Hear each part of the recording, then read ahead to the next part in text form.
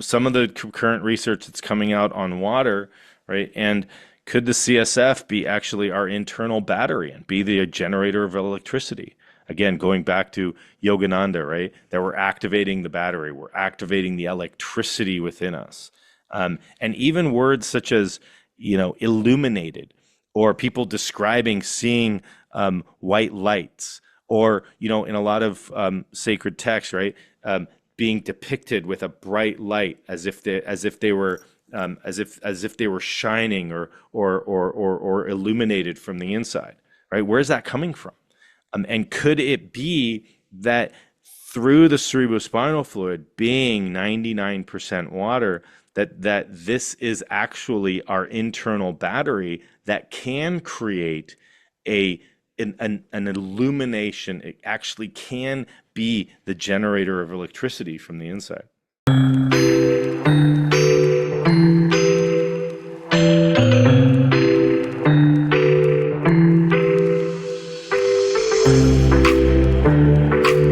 Welcome to Caritas Consciousness Project. I'm Gloria Quiddu, and Caritas is dedicated to promoting the evolution of consciousness as the key to individual growth and global healing. We draw from a wide assortment of both ancient wisdom and leading-edge studies in science, consciousness, spirituality, healing, philosophy. In addition to our online presentations with guest speakers, we offer classes and study groups also online, all on Zoom. We have over 100 video recordings on our YouTube channel, Caritas Consciousness Project, and you can also access them on our website, which is caritascenter.org. As a nonprofit organization, we rely on the support of our members and donors to keep Caritas going. So if you'd like to support our program, we very much appreciate it. You can make a donation or become a member on our website. And now let me introduce our guest speaker. Let's see. So Mauro Zappaterra, I hope I said that right, obtained his MD and PhD from Harvard Medical School.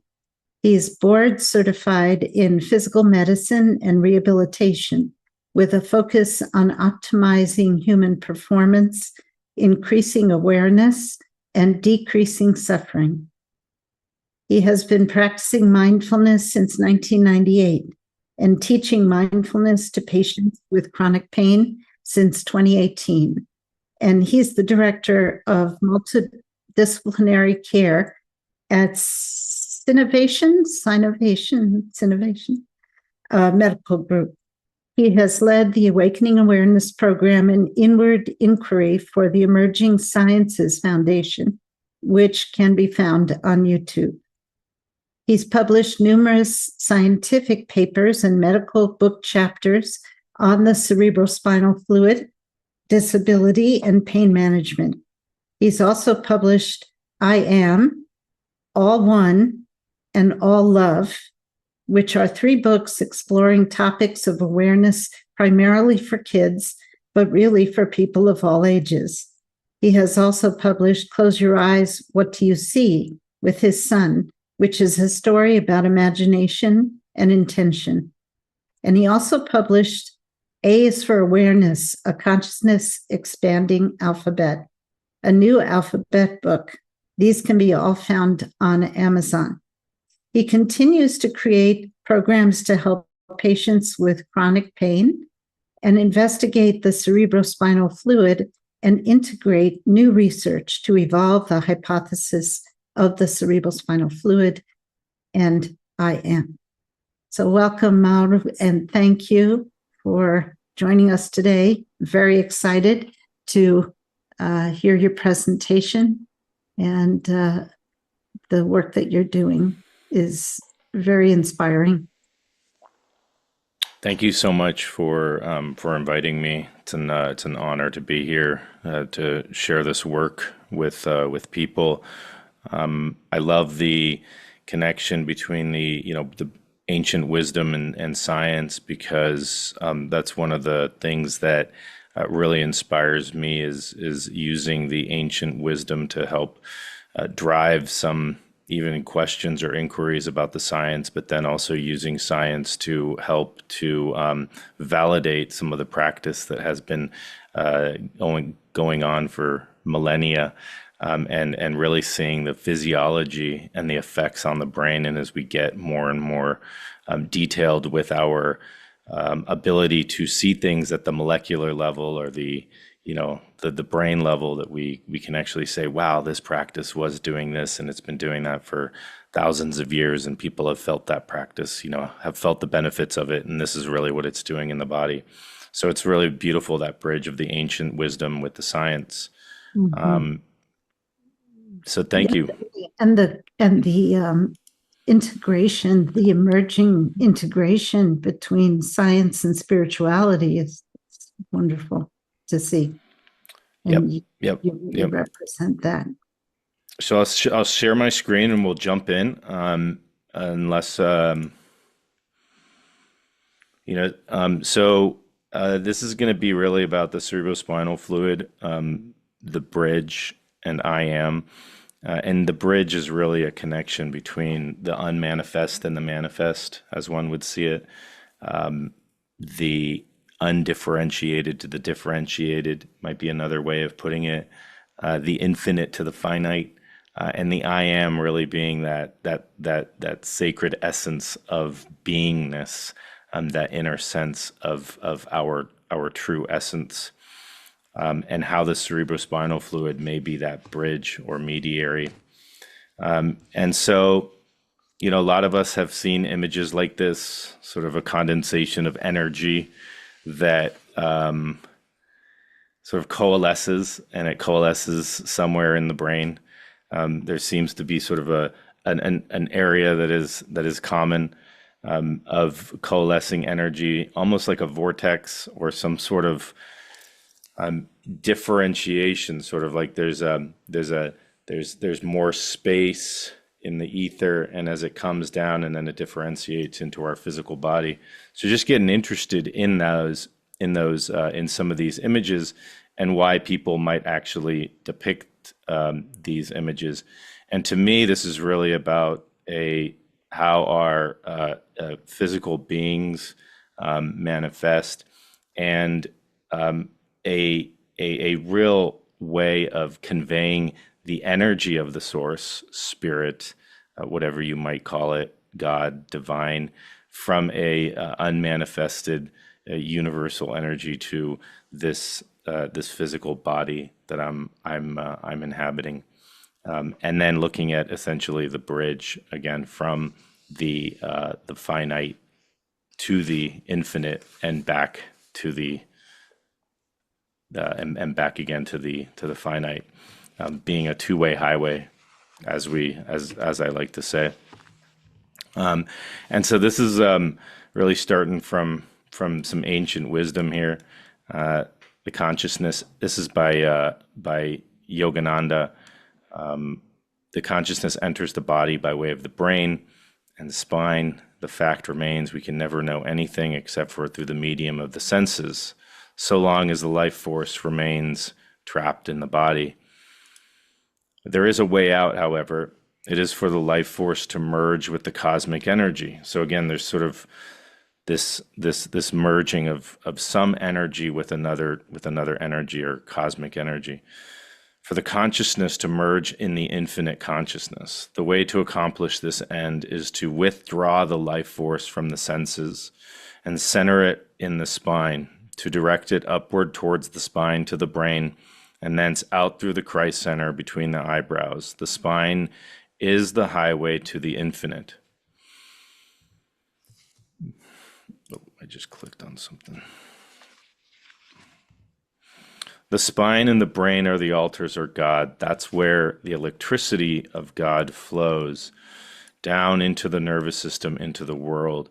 So again, remembering some of these words, flowing electricity, and the searchlights of your senses are turned outward. But when you will reverse the searchlights through Kriya Yoga and become concentrated in the spine, you will behold the maker.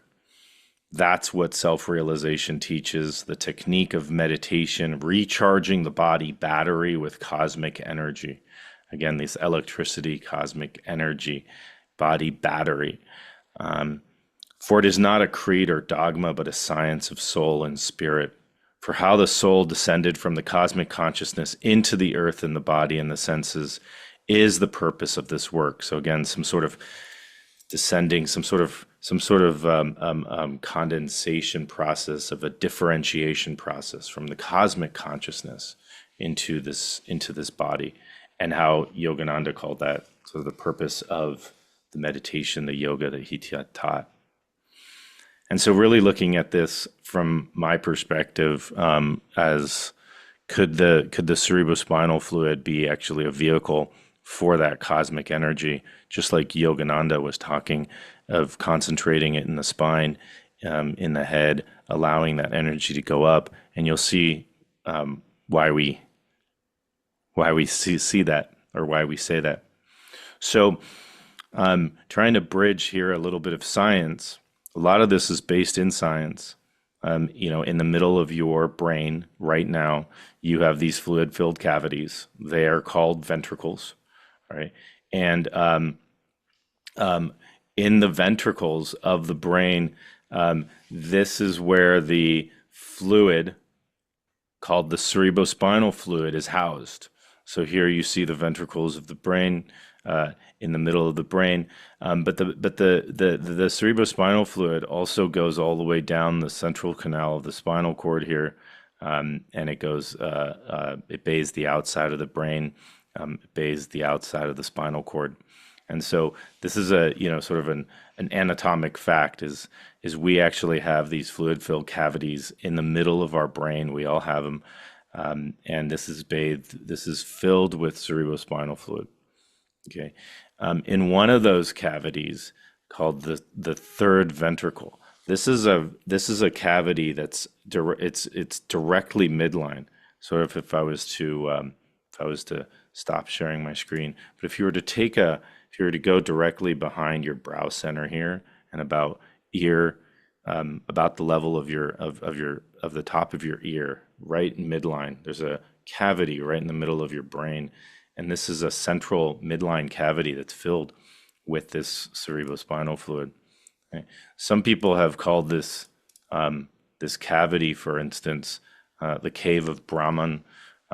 Some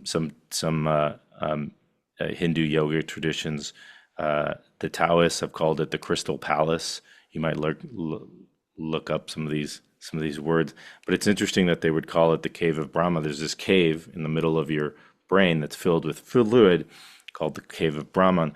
And what's interesting to me from a purely anatomical perspective is that this is the midline space that is filled with fluid, and it's got these very important structures: the pineal gland in front, the pituitary gland in back. It's got the hypothalamus and the thalamus as the walls, and so these very important brain structures with very important brain functions are essentially bathed in this fluid in the third ventricle, right where our brow center would be. And so, looking at this as is that space that people call the crystal palace or the cave of Brahma actually the third eye, or the eye of the soul? And the pituitary is there too in the front, right? Yeah. Interesting the they call it the crystal palace because there's crystals in the pineal gland. Well, there you go. Yeah, some people have looked at the it's a piezoelectric forces of the pineal gland, which that's believed to emit light under sheer stress, and so we can talk a little bit about that later. But yeah, they definitely call it the crystal palace, and we'll see possibly not only from the piezoelectric structures in the pineal gland, but maybe also from the water content, from the water element of the cerebrospinal fluid itself. Okay. So what is this cerebrospinal fluid? Well, it's a clear fluid that bathes the brain and the spine. It's 99% water. All right. It occupies these cavities within the brain that are called ventricles.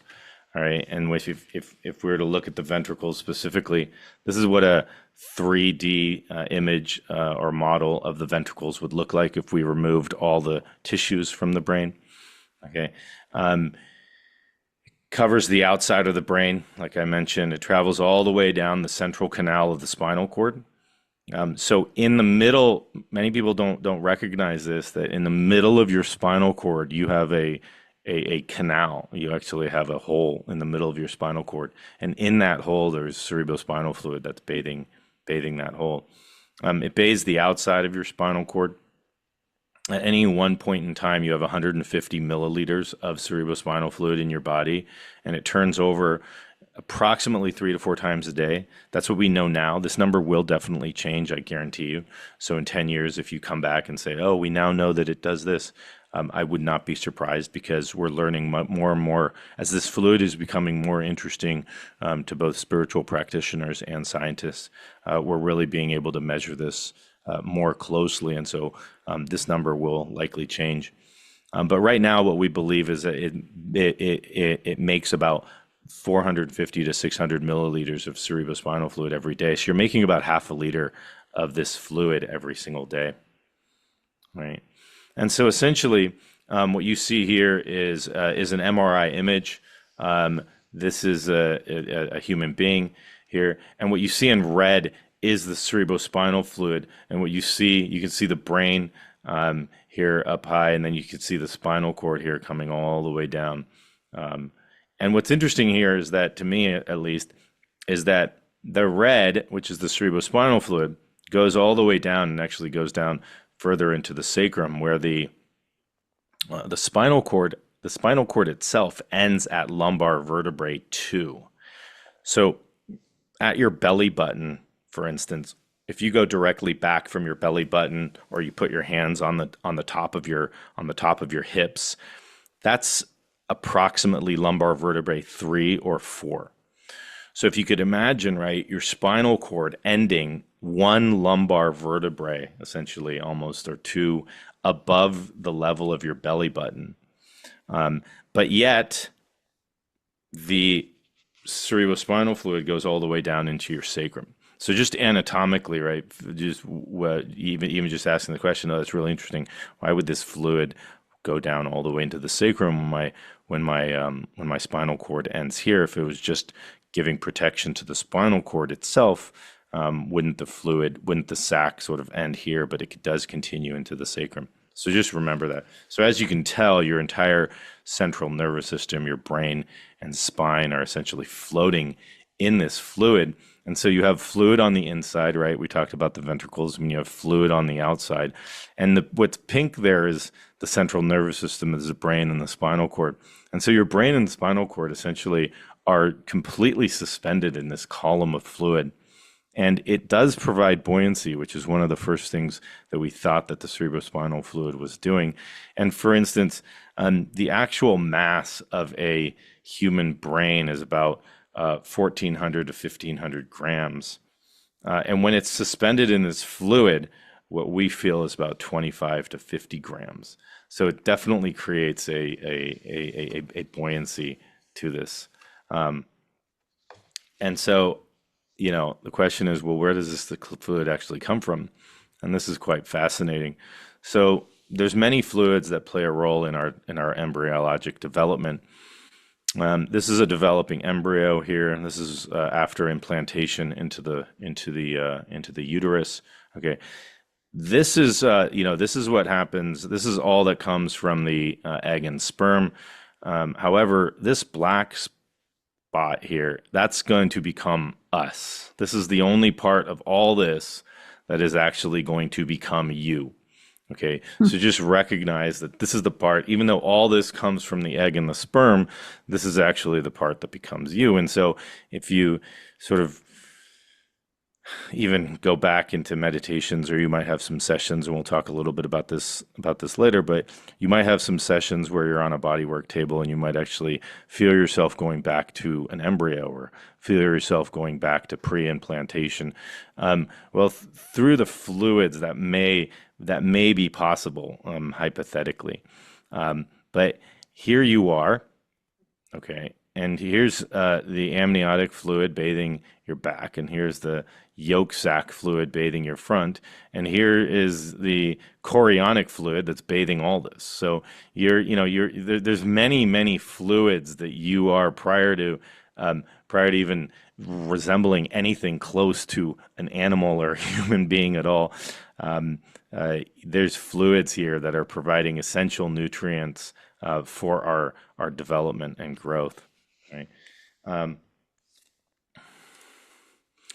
and so the cerebrospinal fluid actually comes from the amniotic fluid. So there's a point in embryology, and this is really fascinating because even spiritually, this might have some connotations in terms of what, how we are developed and how we're formed. But initially, so we are a single layer of cells, like imagine like a cake, like a chocolate cake or a vanilla cake, right? And initially you're just a single layer of cells, and then that layer becomes three layers of cells. So you go from like a single vanilla layer to then chocolate and strawberry, all right? Now you have three layers of cells, okay? On the top layer, above the top layer, so you're just right. So you're just these three layers of cells. Okay, that's you prior to even looking anything close to a human being again. On the top, there's the amniotic fluid, and on the bottom, there's the yolk sac. All right. So just kind of setting the stage. Okay. Then what happens is that top layer. Okay, so here you are as a top layer. Okay. That top layer then undergoes what's called an invagination. And so you undergo an invagination, and this then invaginates. Okay. So that top layer undergoes an invagination. And these upper areas here, the red from this side and the red from this side, essentially come together and fuse. So now you have this tube, and this tube then is called the neural tube. Well, on the outside of this tube, on the outside in this flat sheet of cells, is amniotic fluid. During the process of this invagination and what we call neurulation, because it starts to make the neural tube, we start getting differentiation between the cerebrospinal fluid on the inside here of this tube and amniotic fluid here on the outside. All right. And so if we were to see this a little bit more closely, for instance, this is a scanning electron microscope of a mouse embryo undergoing development. But here you see that invagination starting, and then as time goes on, here you see those neural folds coming up, right? And then here again you see the neural folds coming up, and then here you start seeing them come closer together, and then here you start seeing them fuse. All right. So here at 16S, you see where part of it is still open, but the back here is fused. And then as you go on to 18S, you see that this is actually fused as well. All right. So this vantage point is us looking at this developing embryo from the amniotic fluid into the developing embryo as it's closing in on itself. So here in 16S, we're essentially sitting in the amniotic fluid looking down. And so you can see that there's this mixture of fluids, right? Is it cerebrospinal fluid? Is it amniotic fluid? It's a combination of both. But then as the fusion occurs here at 18S and 19S, you start seeing that now this fluid has completely differentiated. So now we're sitting in the amniotic fluid and we can't get into the cerebrospinal fluid anymore. And this is where that process of really becoming cerebrospinal fluid takes over. Okay. So in essence, right here we are, there's amniotic fluid here on the outside, but we're essentially a developing tube. Okay, as the brain continues to develop here, the brain needs a lot of cells going to it, so brain needs to be instructed to make a lot of cells.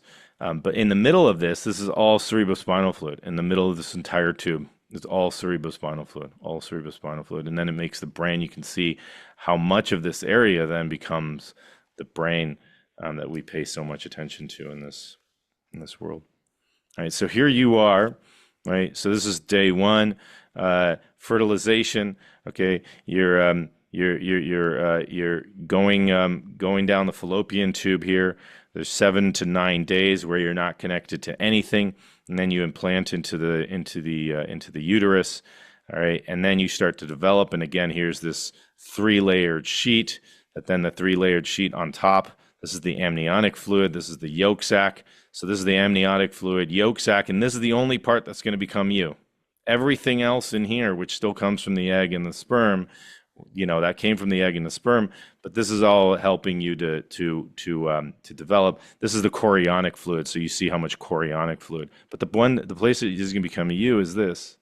Right? So even prior to, let's say, awareness coming in, or the sense of I am, right? You were essentially totally bathed in fluids, surrounded by fluids, informed by fluids, right? And then from this amniotic fluid, you undergo a process of differentiation. You start to invaginate, you start to form a tube, and now you start to actually separate from the amniotic fluid into the cerebrospinal fluid, and then this is us today with this cerebrospinal fluid. Okay, so again,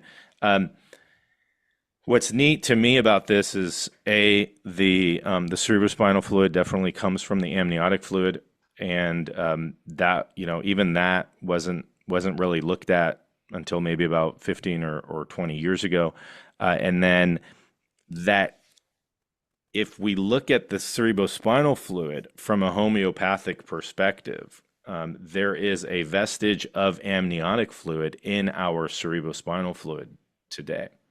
Okay, so from a homeopathic perspective, there's a homeopathic quantity of amniotic fluid in our cerebrospinal fluid today, because that's essentially what homeopathy is. It's a dilution of a substance until you think that it just has the energy of that. But just think of that principle, right?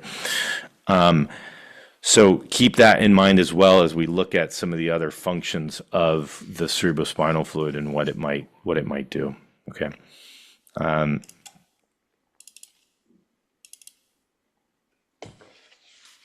Okay. Right. Okay, so let's just go through the role of the cerebrospinal fluid, and this again, very scientific. Okay, so evolutionarily, this is fascinating. Evolutionarily, what they looked at evolutionarily is that the cells that are bathing the cerebrospinal fluid, remember I showed you that tube, the cells that are bathing the cerebrospinal fluid here on the inside of that cavity in mammals, all right, evolutionarily are the same as the cells that are bathing, all right, are the cells on a starfish that are making contact with the seawater to access information from the seawater in terms of, does it have toxins? Where's my food? What's the flow of water going, et cetera, et cetera. All right. So evolutionarily, the brain cells in a mammal, right, are similar to the brain cells of a starfish that are actually making contact with the seawater.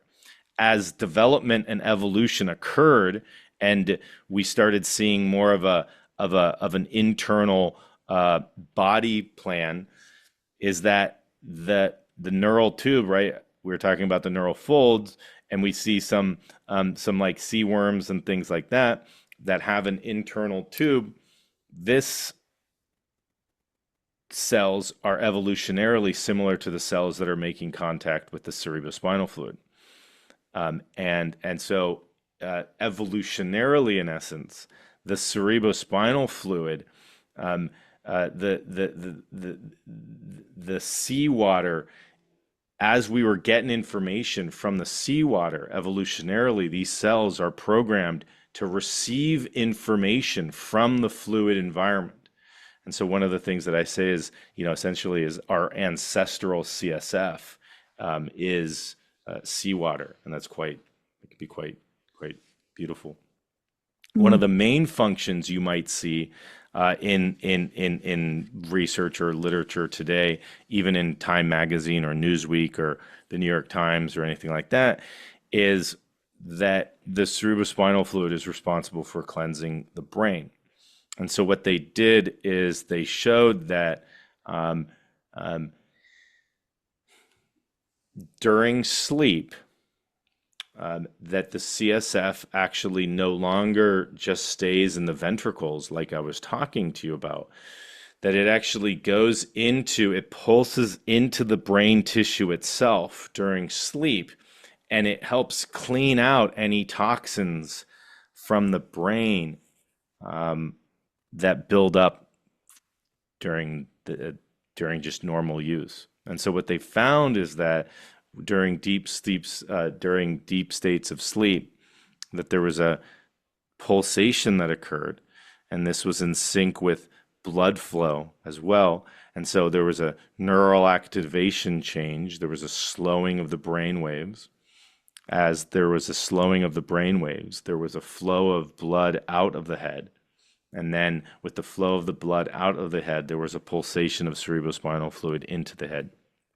So this was sort of fascinating because it was one of the first studies that looked at, one of the first things that said, oh, this is why sleep is important. Because believe it or not, we did not know why sleep was important or what it did physiologically. But now it's sort of like the importance of sleep. It may actually be that it opens up some of these pathways. Cerebrospinal fluid pulsates through the brain tissue itself and helps clean out the brain. And so a lot of the news articles were saying, our brain is washed during sleep with the CSF, or it help cleanses the brain. Well, it has a lot of other roles as well. Okay, some of them that we found in our research. Transports nutrients and hormones to the central nervous system. It regulates circadian rhythms. It regulates appetite. It provides a guiding cues for cells migration. It instructs stem cells to proliferate or differentiate. It creates an ionic balance. It eliminates waste. It supports and protects the nervous system. And then there's a buoyancy or shock absorber for the brain, like we talked about before. So that's everything that we do know, but just like anything in research, right? It's what else do we not know, or what are some of the feasible hypotheses that we might want to continue to investigate and look at, and what are some again, this bridging of ancient wisdom or spirituality with science, and where can we go from here? So what else can we do, or what else could cerebrospinal fluid do? There's a number of quotes from people that I've studied in the past. For instance, Dr. Randolph Stone, the soul swims in the CSF. The cerebrospinal fluid seems to act as a storage field and a conveyor for the ultrasonic and light energies. This is Dr. Sutherland, one of the founders of cranial osteopathy, speaking about what Dr. Still envisioned. Dr. Still envisioned the cerebrospinal fluid as an intermediary in the movement of divine intelligence, a channeling of creation into the embryologic segments and irrigating them with life, giving form and function and order and intelligence to our existence. You read some of these things, you go, my goodness, that's quite incredible, right? Could there actually be a scientific or physiologic reason for this? And this is kind of where we're going to get into. So essentially, could the cerebrospinal fluid be a sensitive receiver and transmitter of energy, vibrations, and informations? Well, if we look at what cerebrospinal fluid is, it's 99% water. And so if you've ever looked at sort of Dr. Masaru Emoto's work, or ever used flower essences or even homeopathic remedies, right, that fluids may actually and water itself may actually be able to absorb, store, and transmit energy. So if the cerebrospinal fluid is 99% water, could the cerebrospinal fluid actually store and transmit the energy, whatever that energy might be? But if we're connecting or having an intentional connection with source, infinite, unmanifested potential, could that be a bridge? again, just like looking at the divinity of our anatomy, right? So this is a picture of what the ventricles look like if somebody is staring right at you. If you took away their skull and eyeballs and all that stuff, right? This is what the ventricles would look like, somebody staring right at you. It kind of looks, some people have called it sort of a flying bird with the wings. These are the lateral ventricles. Here again is the third ventricle here in the midline, and then this open shape here, the fourth ventricle. This reminds me a little bit of manta rays in the ocean. Right? And here's somebody who's looking that way, essentially looking to the left, right? And so, just imagining, right? If these ventricles were just a house for fluid, let's say, you would see it more of like a cavity, a single cavity. But first of all, it needs to be, they have a cavity here in both of the hemispheres of the brain. Okay. And then again, and it makes contact with every single lobe of the brain. So it goes from the frontal lobe to the occipital lobe to the posterior to the parietal lobe, here back into the occipital lobe, into the visual cortex, and then down into the temporal lobe. All right, so it kind of has to make connections. And here you'd ask, well, why doesn't it just turn here and not send this little projection back into the brain? This is going back into the occipital lobe here, into the visual connections, right? Why does it need to send a projection back here, just anatomically, right? And just ask that question, say, why is there this connection between all these ventricles? Here again is the third ventricle, and then there's a little space here in the middle of the third ventricle that allows some sort of information transfer through this fluid here, and then down into the temporal lobes here on both sides, and then again into the fourth ventricle here, making contact with the cerebellum, and then down into the midbrain area below, and then again spinal cord. All right, so just asking why are the ventricles formed the way they are, and allowing the structure to guide us and helping to understand this function. May it have something more than just providing nutrients to the brain. So when we look at the inside of the wall of the brain, right, the one that's making contact with the cerebrospinal fluid, this is what we see, and we see that there's these hair-like structures. Okay, these are called cilia. They're very well studied. They're almost like antennae. They can move. And when you look at the receptors, right? So a lot of what a lot of people would say is, well, if we don't know what the fluid is actually doing from a transmission perspective, maybe we can see what receptors there are on this surface. That if we find a receptor, then maybe that can actually inform us on what sort of energy or what sort of information is being transmitted. Right now, remember the cells that are lining this ventricle, right, are evolutionarily from the same cells that were lining the brain of the starfish that was monitoring the environment of the ocean. Right? And so some of the receptors that we found are essentially photoreceptors that can get information from light, chemoreceptors that can get information from growth factors and ions and hormones, and then mechanoreceptors.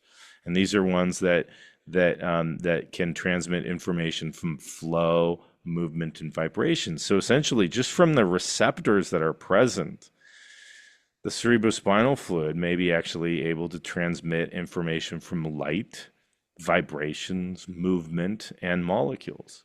And we already know, we have really hardcore scientific evidence from vibrations, movement of the cerebrospinal fluid, how the movement of the cerebrospinal fluid itself on the interior can actually guide the neural stem cells in terms of where to go in the brain for differentiation and development. And then we clearly know that there's growth factors that are released into the cerebrospinal fluid, and we'll go into some specific examples of those. Okay, two examples that I kind of want to look at as well, and tying into a little bit of near-death experiences or spiritual is melatonin and DMT. Right, so melatonin is they're both derived from tryptophan, They go through different metabolic pathways. You might be very familiar with melatonin. Maybe you even take it to help you sleep. Okay, and DMT is a common. It's found widely in the plant kingdom. It's used in shamanic rituals. It's for spiritual ceremonies, ritual ceremonies, and it's been now found to be in the human body. Even though the function of DMT, excuse me, the function of DMT endogenously is not yet known. There was just recent studies that showed that in inducing cardiac arrest in rodents, that there was a sharp increase in DMT in the occipital lobe in the brain of rodents when they were undergoing cardiac arrest. So there's some speculation that maybe it's involved with near-death experience, or sort of the visual reports that people have reported, the visual scenes that people have reported, the life events, the sort of the going through life events, or seeing a white light, whatever it is that might actually be, but that's still yet to be determined. All right. We all know about the pineal gland. It was mentioned before, right? But just looking at this from a purely melatonin perspective, it's a small gland. It's contacting the third ventricle. Again, remember the third ventricle being that midline structure filled with fluid. Okay. And most people know the pineal gland as being the gland that's responsible for melatonin secretion. And melatonin has a number of functions. It not only helps with the sleep-wake cycle, it helps processes that are rhythmic in the body, like body temperature and appetite, but it's a really big antioxidant and detoxification compound as well. And the function of melatonin, how it actually goes, how it produces its function in the brain wasn't known until many people started doing research on it. And what's believed now is that as in the sleep-wake cycle, for instance, as the light from the day starts to dim, our pineal gland starts to release melatonin, and this goes into the cerebrospinal fluid.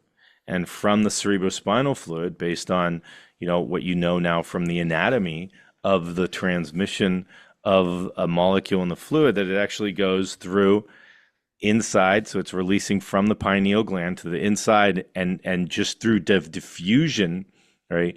From the inside of the brain, it's getting all the major areas, all the major control centers of the brain from the inside out, just from its release into the cerebrospinal fluid.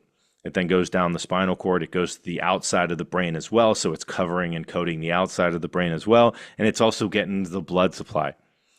Right? But the concentrations of melatonin in the CSF itself are much, much, much higher than they are in the blood. So this finding indicates that actually the cerebrospinal fluid is the vehicle for the transmission of the melatonin to the brain in order for it to induce its effects. And now we know that it's not only melatonin; it's a number of other compounds, a number of other growth factors, because this can be a vehicle of transmission of information, regardless of what that information is, whether it's a molecule or a growth factor or something like melatonin, or you need salt or potassium or glucose to get to the brain. You could release it into the cerebrospinal fluid, and it goes from the inside out, and it bathes it. So it's this vehicle of transmission that's non-synaptic. It doesn't involve any synapses. And when you get it into the whole cerebrospinal fluid system, it's completely synchronized to the entire brain. All right. And this is quite incredible, because if we take this then one step and let's say de-differentiate it, right? Because what I've tried to build the case for is that the CSF can be a vehicle of transmission of a molecule, right? A growth factor, glucose, sodium, potassium, whatever it might be. And so if we just look at that molecule as a unit of information, right? We also know, very good research published in Science magazine, that the cerebrospinal fluid also is monitoring the movement of the fluid and is able to send new neurons to different parts of the brain based on how the fluid is moving, right? So I've built the case now essentially that the cerebrospinal fluid is definitely able to transmit information to the brain. Okay. Now, if we look at that, what is that packet of information that we're talking about? Well, what else, what other information could there be that it could actually transmit? And we get this sort of global experience of source consciousness, that connection with source consciousness that Yogananda was talking about, or that instantaneous sort of sense of I am, that sense of beingness in our existence.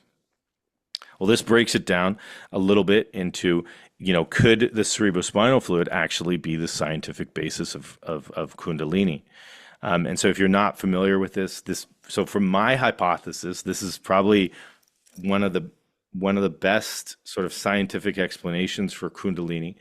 And so, in yogic theories, Kundalini is a primal energy. It's located at the base of the spine. Certain practices that it can be awakened, that it's sleeping, sort of dormant at the base of the spine. And when you think about now where that's located anatomically, and that Kundalini is awakened from certain practices, and actually physically moves up the central canal or the sushumna here of the spine, and it goes into the third ventricle, and out of the crown chakra, and creates awakening. All right. So essentially, could the cerebrospinal fluid actually be the transporter for this primal energy? Could it be the physical element that is actually helping to transmit this energy? Okay. And so just looking at the sacrum again, os sacrum. This is the sacred bone. All right. Again, interesting that it was called the sacred bone for some reason. Maybe because it was something that needed to be activated, or something, close to the sacrum. But if you remember, right, the cerebrospinal fluid, even though the spinal cord ends at L2, the cerebrospinal fluid comes all the way down into the sacrum. Right. And interestingly, right, here's the cerebrospinal fluid, and there's even a filament. It's called a filum terminale that is believed to anchor the spinal cord here into the sacrum, goes all the way down. All right. There are some people who think that there's some ongoing research that this filament, that there's a condensed filament within the spinal cord itself that goes all the way up the central canal of the spinal cord and ends up in the third ventricle. Right? But regardless of that, remember, there is that central canal, all right, within the spinal cord that comes up, goes up into the fourth ventricle, and comes into the third ventricle here with the pineal gland and in back, the pituitary, the hypothalamus, and the thalamus. All right. So these are from the words of Swami Vivekananda again.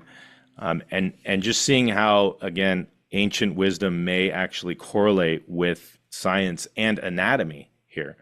According to the yogis, there are two nerve currents in the spinal column called Pingala and Ida, and a hollow canal called Sushumna running through the spinal cord. At the lower end of the hollow canal is what the yogis call the lotus of the Kundalini. They describe it as a triangle in form, in which, in the symbolic language of the yogis, there is a power called the Kundalini coiled up. When that Kundalini awakens, it tries to force a passage through the hollow canal, and as it rises step by step, and as it were, layer after layer of the mind becomes open, and all the different visions and wonderful powers come to the yogi. When it reaches the brain, the yogi is perfectly detached from the body and mind. The soul finds itself free. The left is the Ida, the right is the Pingala, and that hollow canal which runs through the center of the spinal cord is the Sushumna. Where the spinal cord ends, in some of the lumbar vertebra, a fine fiber issues downwards, And the canal runs up even within that fiber, only much finer. The canal is closed at the lower end, which is situated near what is called the sacral plexus. So you can see, just in terms of how much Swami Vivekananda was commenting on possibly the anatomy, the center of the Sushumna running through the center of the spinal cord, the central canal of the spinal cord, and how there's this energy that's moving, there's this energy transfer, and how with this it runs up, and as it starts to run up, it hits the brain, and as it hits the brain, then there's this opening, awakening, enlightenment, whatever you want to call. All right, so some of the things that he mentioned in there, he mentions the Ida, he mentions the Pingala, he mentions the Sushumna. These are what are known as the three main nadis, and nadis comes from Tamil, which is essentially, it can mean anything from nerve, blood, vessel, pulse. In Sanskrit, it means channel or stream or flow.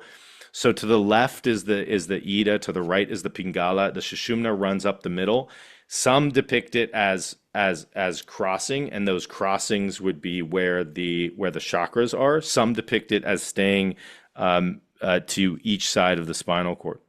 All right, but you can see where they all sort of end here, right in the third ventricle, and then as it goes out the crown chakra, that it goes out the crown chakra. All right, the third, the chakra that's associated with the third ventricle, the Anya chakra, here is where there's the meeting, even if you depict it as staying on the left or the right. Okay, now remember, here is the cerebrospinal, here is the third ventricle, right? What I would consider to be the third eye. That the Sushumna is actually coming up the central canal of the spinal cord, right?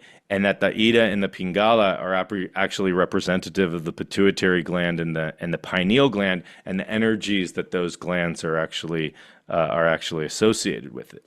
When they comes together, when the energy of the Sushumna comes together into the third ventricle, that there's this all chemical transformation that occurs in the third ventricle, that there's a bridging of the Ida, the Pingala, the male, the female, the positive, the negative, the as above with the below, with the meeting of the Sushumna, and that's when you get the opening of the third eye, that there's sort of this all chemical transformation that can occur here. And that, right, when that happens, and we can get a little bit more into that, is that sense of I am, that sense of beingness, that sense of our true essence, and in essence. Okay. Here from Franklin Sills, also who was a big proponent in craniosacral biodynamics. He talks this about the chakra system. The chakra system is generated via an intense lighting up or ignition of the ordering field at the time of conception. So again, going back to embryology, right? In the yogic system, a primary fulcrum called Ajna Chakra, right, is laid down in the fertilized ovum. Okay, so from his craniosacral biodynamics, some energetic fulcrum was laid down in the egg when the egg was fertilized, right, of the third ventricle, or of the Ajna chakra, which would be the third eye. This is from his book, this is located in the third ventricle of the fully formed body. From this organizing center, Sushumna descends, and the rest of the chakra system forms from the bottom up.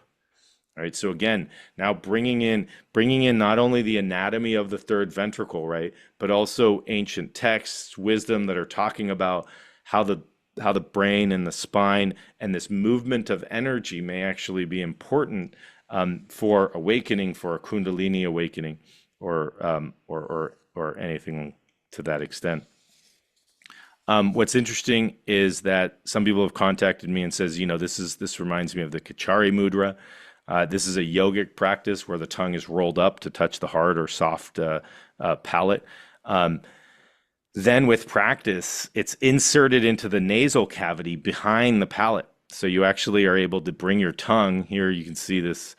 This is the tongue here. You can see the tongue coming up. Here's the hard palate, and then here's the soft palate here. And then with practice, you can get it behind the soft palate. Okay, and you use the tongue to then you massage the top of the olfactory, the nasal passages there. Okay, once inside the nasal cavity, the tongue can stimulate nerve centers that are connected to the brain, and this actually produces a liquid that emanates from the roof of the cavity, and this is what people called it is amrit, a nectar that flows from the roof of the nasal cavity. And Amrit in Sanskrit means without death or immortal. And so they believe that this practice bestowed immortality and essentially that it allowed people to experience the vast expanse of consciousness. So how is this connected to the cerebrospinal fluid? Well, anatomically, for instance, here's your tongue. Okay, this is the muscle of the tongue. Here's your soft palate, or sorry, your hard palate. You can see the bone here ending. This is your soft palate. Okay, your tongue goes behind here. The soft palate comes here into your nasal cavity. And as it comes into the nasal cavity, all right, this is actually your olfactory bulb here. Okay, this is the olfactory bulb, and these are the olfactory tracts. So this is actually one area. This is the cribriform plate, all right, in the ethmoid bone. So this is one area where there's a slight compromise in the blood-brain barrier, for instance, or where all this space that you see is actually filled with cerebrospinal fluid. So could you imagine that the tongue comes up here and it starts to massage these olfactory bulbs? This is how we can smell things, right? And I put some cinnamon or peppermint up to my nose. The molecules go up to my nose. They bind these nerves, and then I can tell. It then goes to the olfactory bulb, and then it gets sent to my brain, right? And then I can tell, oh, that's cinnamon or peppermint or oregano or whatever mine is, right? And so here the tongue comes up, it massages the olfactory bulb, it massages the nerves, and from here, right, we get cerebrospinal fluid to actually drip down. And the amrit is actually the cerebrospinal fluid dripping through the cribriform plate here. And people they taste this. And in the spiritual practice, they may have, it was believed that the tasting of this fluid or this practice bestowed immortality. We use a lot of this now that we know this. There are a lot of intranasal drug medications that are supplied because essentially what we're trying to do is use that cribriform plate, use the openings to actually get drugs into the brain faster than having to go through any other way of getting the drugs into the brain. All right. So we get a lot of questions in terms of, well, what causes the cerebrospinal fluid to move? Why is this important? One of the biggest things that causes your cerebrospinal fluid to move is your heartbeat. Your heartbeat causes the cerebrospinal fluid to move. Another thing that you actually have control over is the breath. And so this is a really interesting study done. And so this is actually looking all the way from C3 to L4. Okay. And what they looked at here is movement of the cerebrospinal fluid. Okay. And so on inhalation, IN here, all right, from C3, they were able to study it from C3 all the way to L4. On inhalation, wherever you are on the spine, it causes the cerebrospinal fluid to move towards the brain, right? So again, remembering that first quote from Yogananda, right? Bringing the energy up through the spine towards the brain, okay? Many yogic practices have looked at, have used breathing as a practice, as a way of activating this energy, as a way of bringing this energy up, as a way of sort of commanding this energy in a way. And then in exhalation, right? In exhalation from about thoracic 4, maybe even greater thoracic 6, the CSF goes down towards the sacrum, right? So on inspiration, we're bringing it up towards the brain. On exhalation, from about T4, T6 downward, so like mid chest area downward, Okay, we're getting that it's going down towards the sacrum. All right, and this is important. We'll talk a little bit about this. All right, cerebrospinal fluid movements and yogic breathing, for instance. This was just studied 2022. Participants were instructed to breathe in 5 different ways: spontaneous breathing, slow breathing, deep abdominal breathing, deep diaphragmatic breathing, and deep chest breathing. And then they did an MRI of the brain to see changes in CSF flow. There was a 16 to 28% increase in the power and velocity of the CSF flow in the skull during yogic breathing compared to spontaneous breathing. Of all the yogic breathing conditions, deep abdominal breathing led to the most statistically significant increase in cerebrospinal fluid oscillations. So again, just asking, right? All these practices that they've been doing so much have been moving. They have been moving this. They've been bringing with inspiration, they've been bringing the fluid into the brain. And there's some of these beautiful studies of actually seeing it of the cerebrospinal fluid pulsating into that third ventricle with the inspiration. With each inspiration, pulsates into the third ventricle, right? And asking ourselves, what was that yogic breathing besides, affecting our autonomic nervous system and doing things on a autonomic nervous system level? Was there something that breathing did with the movement of the cerebrospinal fluid that actually helped these yogis attain increased levels of awareness or enlightenment? Right. So your breath can actively modulate CSF flow. So imagine, right, any breath work that you may have done, holotropic breath work, Wim Hof, pranayama, simply taking deep breaths to relax, right? And imagine you're actually actively moving your CSF with your breath within your spine and brain. And then again, opening up this possibility, right, that cosmic consciousness is being dispersed into the cerebrospinal fluid, and that's being dispersed throughout the brain synchronistically, right, without any synapse, and then going to your entire being, almost creating like a rhythmic pattern that your brain, not only through the energy that's being that's absorbed through the cerebrospinal fluid, but also through the rhythmic pulsation of the brain, possibly on the tissues itself. So imagine, right, that that here we are, right? The fluid may be an intermediary between the infinite and the finite, or like Yogananda says, cosmic consciousness, right? That descends into the body, a condensation of a less condensed energy form. By breathing, we can create a rhythm in the fluid, an undulating process with oscillations. This has the ability of bringing these vibrations and energy frequency to the fluid, which can then transmit those rhythms of life and the rhythms of the infinite to then our more condensed physical body, being the central nervous system, the muscles, the bones, et cetera, et cetera. All right. So last piece here to kind of try to tie it all together is some of the current research that's coming out on water, right? And could the CSF be actually our internal battery and be the generator of electricity?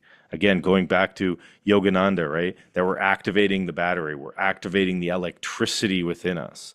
And even words such as, illuminated, or people describing seeing white lights, or, in a lot of sacred texts, right? Being depicted with a bright light as if they were shining or illuminated from the inside, right? Where's that coming from? And could it be that through the cerebrospinal fluid being 99% water, that this is actually our internal battery that can create an illumination? It actually can be the generator of electricity from the inside. Right. So under certain settings, this is work out of Dr. Pollack at the University of Washington. All right. Under certain settings, water can go into this fourth phase. It creates an exclusion zone, right? Where the exclusion zone essentially is known as H3O2. It's sort of a liquid crystal. It's very ordered molecules, but you get this exclusion zone. And so on this picture, you see sort of positive ions here, negative ions here, right? And anytime that you have this this polarity here, you can generate electricity, right? This happens when usually there is a source of energy, so some sort of input that can be from light. They studied it with infrared. Infrared light has known to cause this exclusion zone, right? And it's known to form on close to hydrophilic surfaces. Hydrophilic surfaces. And so the outside of the cell membrane, if you had a surface here and then fluid here, the outside of that membrane is a hydrophilic surface. So if you get that, essentially, this creates an internal battery here where you're converting chemical energy into electrical energy. So you're converting chemical energy into electrical energy. So now we're using water as a transducer of energy, and out of that water, we're putting radiant energy in. That water then becomes a transducer of the energy, and we can get all different types of energy out. And for instance, if you were to put, a connection to a light bulb, that electrical energy can actually be generated to light the light bulb. Right? And so the question then, and we're trying to do this study, but you need a lot of cerebrospinal fluid, and we're having a hard time getting it because it's such a sacred fluid. It's difficult to get. But essentially, could the circuit be could the circuit be our body? And so under certain conditions, for instance, the cerebrospinal fluid can actually go into a fourth phase, can become an internal battery, and our bodies literally illuminate from the internal battery that is created from the cerebrospinal fluid itself. Right? And now, not only from the water being a transducer of information, being a transducer of the cerebrospinal fluid, we looked at molecules, but what other information? Could it carry the information of cosmic consciousness, source energy, unmanifested energy, undifferentiated energy? Could that water molecule actually carry that information with it? And through the water, through the cerebrospinal fluid being 99% water, we're actually able to transmit that to our brain, to our entire central nervous system in a completely non-synaptic, synchronized, and simultaneous way, right? So that whatever practice you're doing, right, that that the cerebrospinal fluid is bathing your brain, that it's activating different molecules within your brain, but that this information can actually be sent to your brain and ultimately to your entire body in a completely synchronized fashion, right? So imagine, right? It's this perfect vehicle for transmitting this information to the brain, whether that's a melatonin molecule to help us sleep or DMT, or it's a fluid conductor or bridge of source energy to our physical bodies, our own internal battery and energy generator, right? To transmit this experience of I am, our beingness, as well as a vehicle of cosmic consciousness, that awareness of the universal mind and one's unity with it.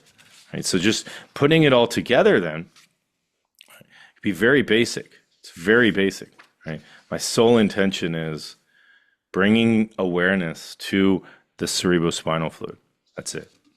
Now, knowing that anatomically, physiologically, you have cerebrospinal fluid, right, is you start to develop a relationship with it. That anything you do, a lot of the things that we do, we breathe, we dance, we sing, we hum, right? That we're doing it consciously. We're bringing a resonant frequency into our body. We're choosing the energies that our bodies, our cerebrospinal fluid, our water element is being exposed to. Right? With each inspiration, we pull the fluid up the spine to the brain, collecting the heart energy as it passes through the heart. We collect the heart energy as it travels past the heart. Right? There's a lot of exercises on even putting in a little Kegel exercise where we're activating the perineal floor and we're using the sacrum as a little pump to activate the fluid up. We're activating our parasympathetic nervous system. We're meditating. We might be breathing, right? We're connecting with endogenous hormones, growth factors, DMT in the cerebrospinal fluid itself that we know is being released by the pineal gland or by other structures that can release this into the fluid. We're connecting with the water element. We know that it doesn't just stay in the ventricles, but this goes throughout the brain. It goes into the brain tissues. And now it is even shown to go into the peripheral nerves. And so it's dispersed throughout our entire central nervous system. We're allowing that structured water to be formed within us through this resonant, through this frequency vibration that we're creating with our breath or our heartbeat or the energy that we're choosing to be exposed to. We're allowing that structured water to form within us to become this internal energy source. We're becoming illuminated, radiant energy, right? We're connecting to the unmanifest through the water, allowing that connection, that bridge to open up, to connect to the unmanifest. That this is a two-way highway, that there's a differentiation process that's occurring and an undifferentiation process. It's a manifestation and an unmanifestation that's occurring simultaneously. And at each moment, we're manifesting and we're unmanifesting. We're manifesting and we're unmanifesting. And that this is a two-way highway and we're connected with each equally at all times. And it's beautiful. Okay? And we're bringing that energy, that I am energy, the all one energy, the all love energy, and we rest in that as that connection to source.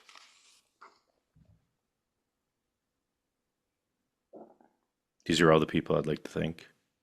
Hmm. And then here's my website, Instagram, and YouTube channel. If anyone's interested, Instagram is probably the best place to initially reach out or contact. And then YouTube, if you subscribe or like to any of the channels, we usually put on a number of different things. I run many multidisciplinary programs for chronic pain. And so we do a mindfulness for chronic pain project now that we've been doing for many years. And some of those recordings are put on the YouTube channel. And essentially it's a bridge of, again, the neuroscience of mindfulness and the spirituality of meditation, mindfulness practice with helping people who are living with chronic pain. That's it. Can you talk a little bit about the connection with the heart and why does the heart form before the brain, and what is there a connection between the cerebrospinal fluid and the heart? Because during meditation, sometimes there seems to be like a simultaneous opening and pulsating of the crown and heart and third eye as well. Yeah. There's like this connection. So Yeah, well, the heart is pumping the blood. So with the pulsations, anytime that you're looking at pulsations, one of the things that you want to, just ask is it the pulsation of is it the pulsation of an artery or a vein or something like that? That's the number one thing. And so if you're, this is a process of also self-inquiry. Oh, I'm noticing this pulsation. You might even feel a pulsation on the top of your fontanelle or what used to be the fontanelle. And so I would ask, is that just a pulsation? Is that just your heart beating and because you're in a state of openness that you're able to sense that beating. That's probably the number one thing that's happening. What we need to do is anytime you're looking at pulsations in the body, you need to, you need to remove the breathing and the arterial pulse. Once you do that, then you're looking at what other pulsations. Is it a muscle, is it a muscle spasm or a muscle twitch? Some people, when they go into meditation, for instance, they're either holding their breath or they're breathing too much and their electrolytes are changing or their pH is changing and they might actually notice muscle twitching and stuff. So again, that's another sort of inquiry into the meditation is, what is this pulsation? I sometimes will have people put their hand on it or, actually put their hand on, if you know where your radial pulse is, you just sort of in the meditation or your carotid pulse, you can notice the pulsation. You sort of put your hand on the carotid pulse. You go, oh, that's my heartbeat. That's cool. I'm feeling my heartbeat at the top of my crown. That's really Mm-hmm. interesting. Or I'm feeling my heartbeat at the back of my ears, or in my foot, or something like that. And it's really good to monitor that. The other one is obviously the breaths. And so, if you feel if you feel a pulsation, just noticing if it's a breath or a muscle twitch or something like that. If the pulsation is not one of those, then that's more interesting to me, to be honest with you. Yeah. And it's not a spasm, right? Because I always come Yeah. from, I'm always coming from another world of, we need to rule out seizures and, all these other things Yeah. first. So, if you're sure you're Yeah. not having a seizure, or you're sure you're not having, you know, then it's an inquiry, and this is where I run a lot of programs, where we open up to that inquiry, right? What is that? Because I don't know, Mm-hmm. unless you would know, right? So, what is that? And Well, this I is know why, what it's in not. I know what exactly. it's. Okay. So yeah. So Yeah. sort of like it's not this. It's not this. It's not this. Right. And then there's this sort of like open curiosity. What could it be? And you sit there Mm-hmm. like a child, right? That's invested. That just saw a butterfly for the first time, and Mm-hmm. it's like it's fluttering like a butterfly, and I can't describe it in any way. And then it's like, well, this is where it feels like, and so that's why in a lot of my like meditation courses or things like that, I teach a lot of anatomy, because and embryology, because I came to this. I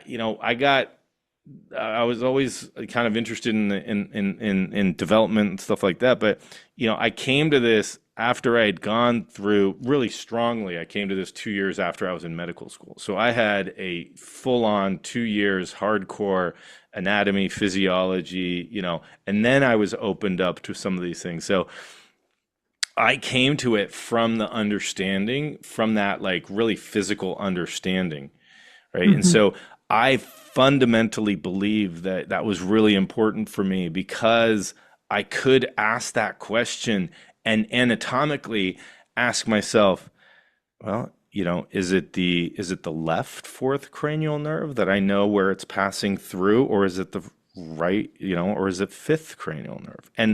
And when you do that, and you've actually worked on interoceptive perception, your body will respond. There'll be a response from it, be like, no, I don't think it's that, I don't think it's that, and could you be wrong? Absolutely. And so you're not holding any judgment to yourself, or, and I'm not holding any, like, it's like, I'm on this exploration, right? So, Mm-hmm. I don't know, right? But I would Okay. really inquire, and possibly even like open up a couple anatomy books and stuff like that. And that's where, to me, for instance, the third ventricle came through. It Mm-hmm. was like, I'd never even, to me, the third eye was some froofy thing that people talked about, and was like, some imaginary thing or whatever, when I started getting into this. And then I started getting into these practices, and, I like, it was like I started feeling this energy was coalescing and pulsating. And it was like, Yeah. is it this? Is it that? Is it this? Is it that? Wow, what is that? Wait, where, if I was to locate it in space, where would that be? And it brought me right into the third ventricle. I'm like, that's the third Mm-hmm. ventricle. Mm-hmm. And as I said that, right, and I think that's kind of like one of the cool things about, and if you have any, if hopefully you have these experiences, but if you ever have, like, if you're ever on an inquiry about your own body, and you're sure, like, I think it's there, and then you get a response, right? Like, there's like Mm-hmm. it's almost like a little, it's like, bing, it's like, that's it, right? Like, that's it. Uh-huh. Could you be wrong? Sure. And Mm-hmm. always keep that, right. But is it, and then come back to it, right? Does Mm-hmm. it happen again? Is it in the same location? Is it, so those are the things that I recommend. In terms of the heart, so when I look at it, right, is that um, I come at it because I come at it from the cerebrospinal fluid being 99% water, being right in the middle, right in the third ventricle, having these really being connected with all these potent areas of the brain. the heart is still beating blood, which has a lot of red blood cells and white blood cells and all these. And so it's, to me, the blood is actually a slightly more condensed version of the cerebrospinal fluid. But, Mm. right, you still have that water component. Now, the cerebrospinal fluid coming out of the choroid plexus, which is one of the areas that makes the cerebrospinal fluid, is essentially filtered blood.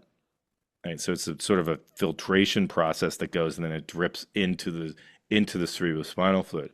I don't Mm. see any separation from a fluid perspective, from a water perspective of the cerebrospinal fluid to any water in the body. So it's not, it just becomes, if I could have an artist sort of draw what you would look like if you were to draw water molecules, right? I'm looking for an artist to do that for me. Like I'd want a human body drawn from the perspective of the water molecule, right? Mm. And recognizing that that energy that's being transmitted through the water molecule is going to be, it's everywhere. It's units, I can't separate it from the tip of my pinky to the one that was in the middle of my cerebrospinal fluid, right? Because the water molecule that may have been at the tip of my pinky 3 days ago may actually be in my brain now, Mm. right?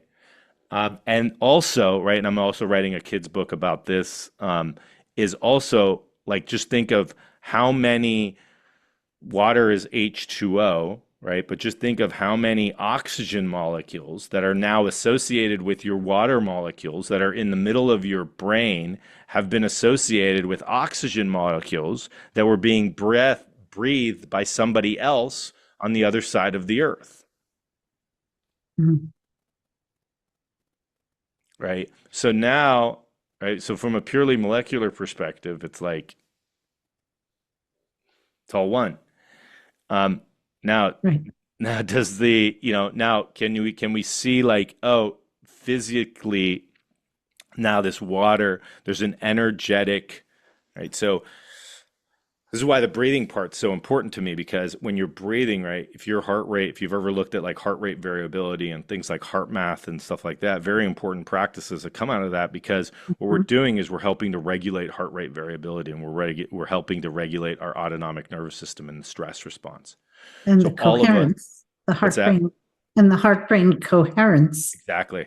Hmm. Right? So what we want is that we want that coherence, right? And that comes from our stress levels lessening.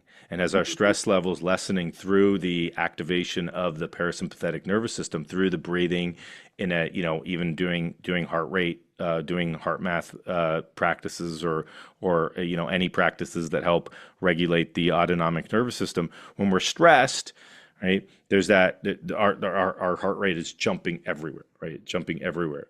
Don't have a very good heart rate variability.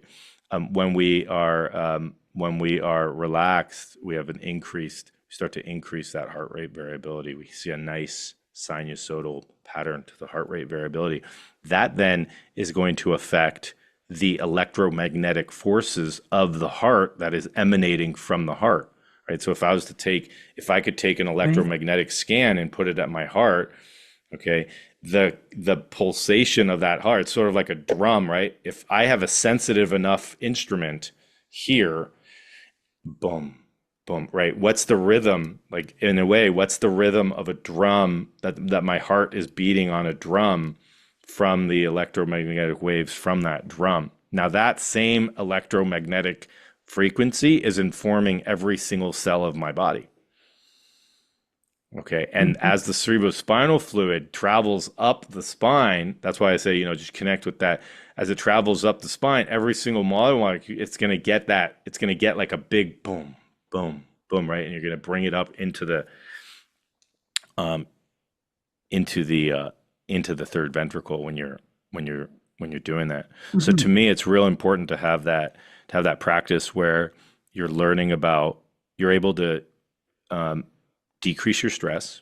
You're able to shift your autonomic nervous system so that you're less in a sympathetically driven state, and you're balanced, sympathetic and parasympathetic, right? And then, and now there's a real beautiful heart brain coherence that's occurring, Mhm. right? And that's sort of why I bring in the heart. But I don't see any water molecule being different anywhere in the body. It's just Okay. from a pooled perspective, from an energetic perspective, there's more pooled water in the sacrum and in the in the ventricles of the brain than there is anywhere else in the body. Hmm. So the amniotic fluid in the embryo becomes the cerebrospinal fluid, which once it's encapsulated and differentiated, how is it different? Um, It's quite different, actually. Believe it or not, um, this wasn't until everybody drew those images and then didn't recognize that that was actually true until it must have been 2009 when I was finishing my PhD, and I was looking, I was looking at the postdoc who was helping me, and I go, the amniotic fluid is it's the primordial CSF, and and then she actually took that and she's like, wow, so we don't know because it's so small. So, very few people, it's so small in anything that you could be able to do that study on. That's the right. So mhm. she actually did it. She actually started looking at the amniotic fluid. But what happens is that there's so little amniotic fluid at some point that you can't get in. You're not sure that you have a pure amount. That's number one. Mm. Number two is there's a great differentiation that occurs mostly because of when it forms. Now you're getting a lot of information from the cells on the inside. So that neural tube is secreting stuff now on the inside, where from the outside it's not secreting anything, and it's mostly coming now from both the mom and the embryo. On the inside, it's starting to secrete factors. And so cells on the inside will actually secrete factors into the fluid to then help to also almost instruct the developing embryo to what to do. So Mm. every day of the cerebrospinal fluid, it changes. The amniotic fluid becomes sort of less less information on the developing of the brain, but still maintains the necessary nutrients for to keep the embryo alive. Mm. Um, so absolutely, absolutely incredible. And the difficult part about that research, is probably why it's never done, is first of all, it's really hard to you're unless somebody has like some disease or something that you would never wish on anybody in an embryo, you're not going to get cerebrospinal fluid from a human embryo at that point. Um, Right. and so, that that will never be known. And doing those sorts of studies on, unfortunately, if it was important enough, let's say, and it may one day, but doing those sorts of studies on animals that are large enough, it might not be humane. So uh, Mm. we gotta that, gotta kind of watch that. I have Yeah. a question. Okay. I want to open it up, and Jan's been waiting. I'd like to open it up to the audience. Jan, go ahead and ask Thank your you. question. Thank you, doctor. This was really informative. And I was drawn to this because I wondered about the cerebral spinal fluid and the transmission of information with all the water and the Dr. Emoto's work. How do thoughts play a part in this? Our thoughts. We go to I am affirmations. I had a diagnosis of cancer last January, and I focused on I am affirmations. This is what November, and it's gone. And I was wondering how my focus on the getting the information to the cells that had misinformation by raising my vibrational frequency, as well as re-seeing those cells, Uh-huh. recognizing their consciousness. And this seems to be an explanation of how that information through my thoughts may have been transmitted to the cells. Wow. I Is mean, you're that the expert in it because you did it. and it may have occurred twice for me. I used to have a diagnosis of multiple sclerosis. I no longer have that. And not realizing it now, trying to put it all together, were my thoughts a part of this healing process or correction process rather than a healing? Recognizing this consciousness in every one of our cells of our body, seeing it, re-seeing it, and using water as in the cerebral spinal fluid as the mechanism for getting that information to those cells. Does that sound plausible? Absolutely. Yeah, I think you're spot on. I think wherever you're going with your, and this is, I think, the brilliance of this is, and sharing this sort of information is, this is your personal authentic experience, Yeah. right? And the shifts that you've noticed inside. What more true could it be than your body responding Yeah, to and I this? have the MRI all the way through this showing how the cancer has gone away. Because I was scheduled for surgery, and then I kept saying, it feels different. Like, can we do another MRI? And then, and it was showing that it was reducing. Wow. And it's breathing in with I, breathing out with am. That was part of my practice. Hmm. Knowing any of the information that you've just shared. Mm-hmm. I've Mm-hmm. not done yoga or anything like that. It was just an intuition.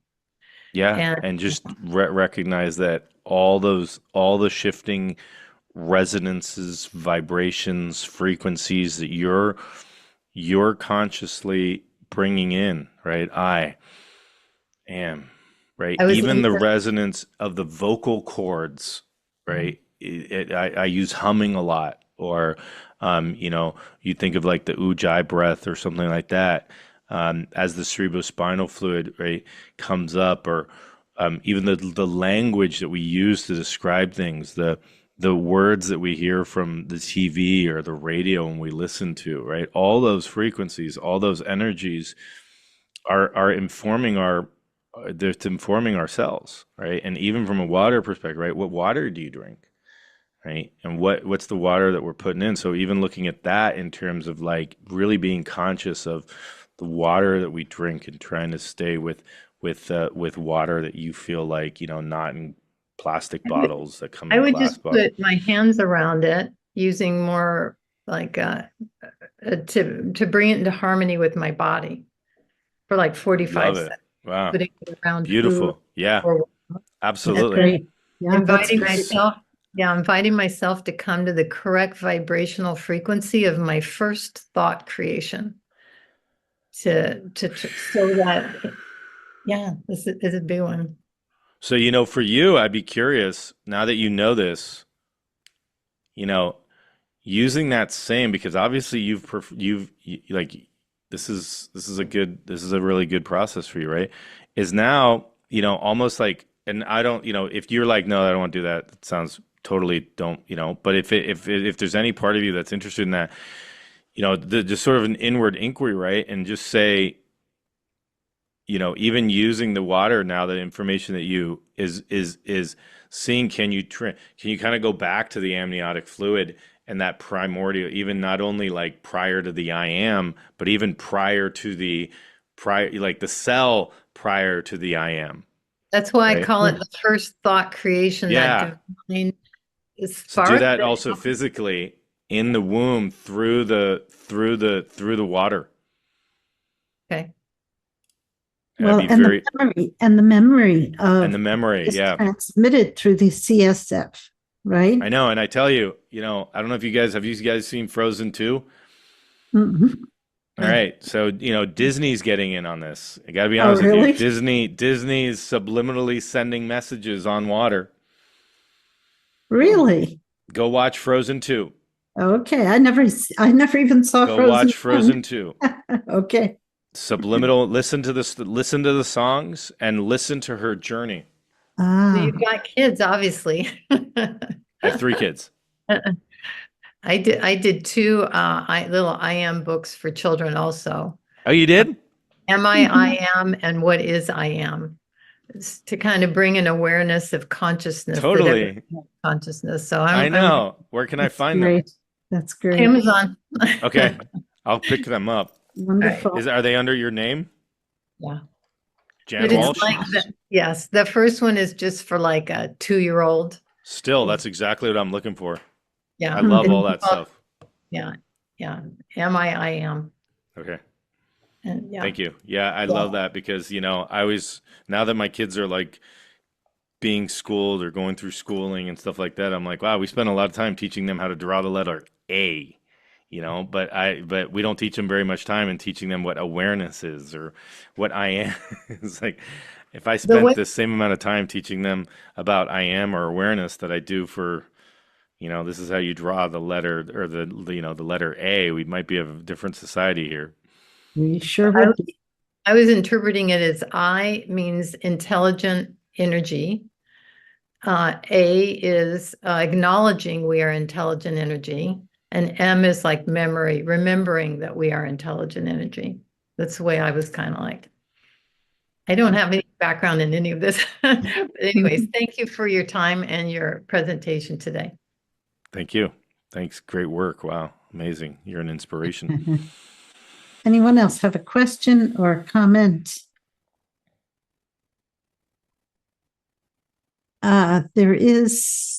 Sophia had a question in the chat.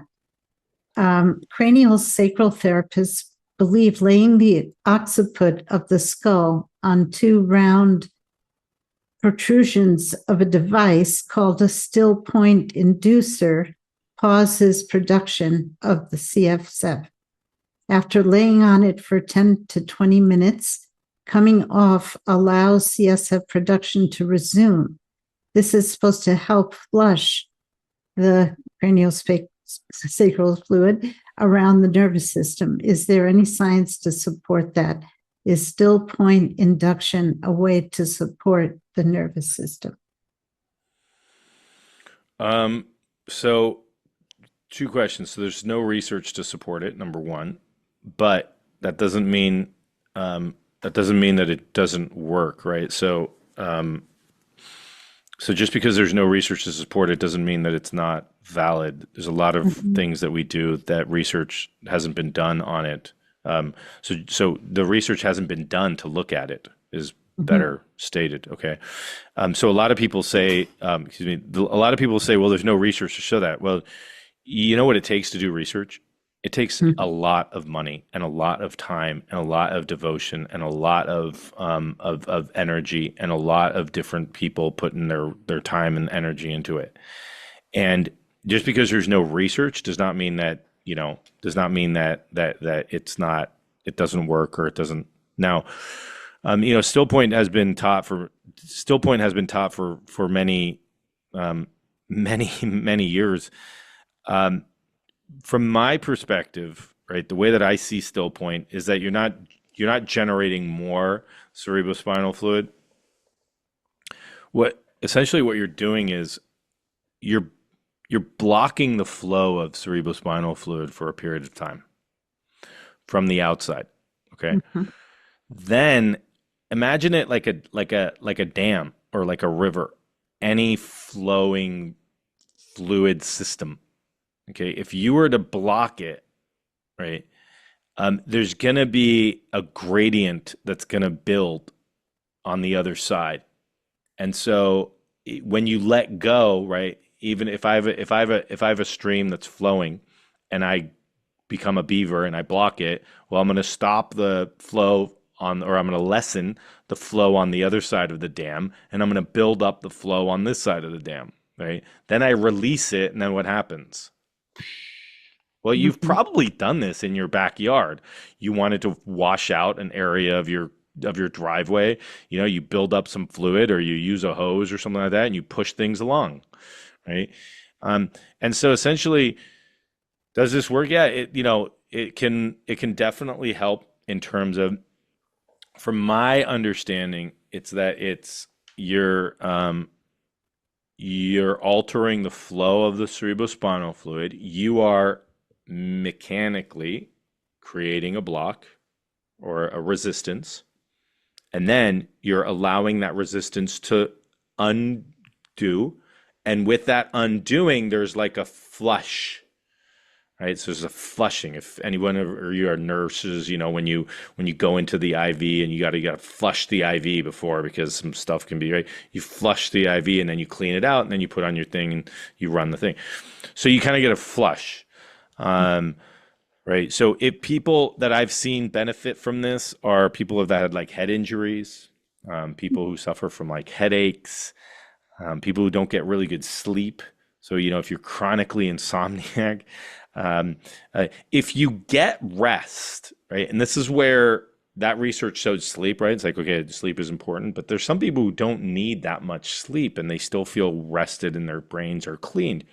Well, we now know, right, that like other states, other parasympathetic states can actually cause this fluid or to flow. So it's not necessarily that you need sleep to get this cleansing, but you do need to do certain, you know, maybe you sleep 3 hours, but in those 3 hours, your sleep is really good. Or you have a practice of meditation of some sort, or you go out in the sun and you possibly sun gaze, and that's activating the flow of the cerebrospinal fluid, whatever it might be. But there's something that we're doing, and what you know, in the next 5, 10 years, what you're going to see is I guarantee you, you're going to see practices, you're going to see devices, right? You're going to see things that people are selling that you're going to put around your brain, and it's going to say increase the flow of the cerebrospinal fluid to clean out your brain to prevent neurodegenerative diseases, including dementia, you know, Alzheimer's, stroke, et cetera, et cetera.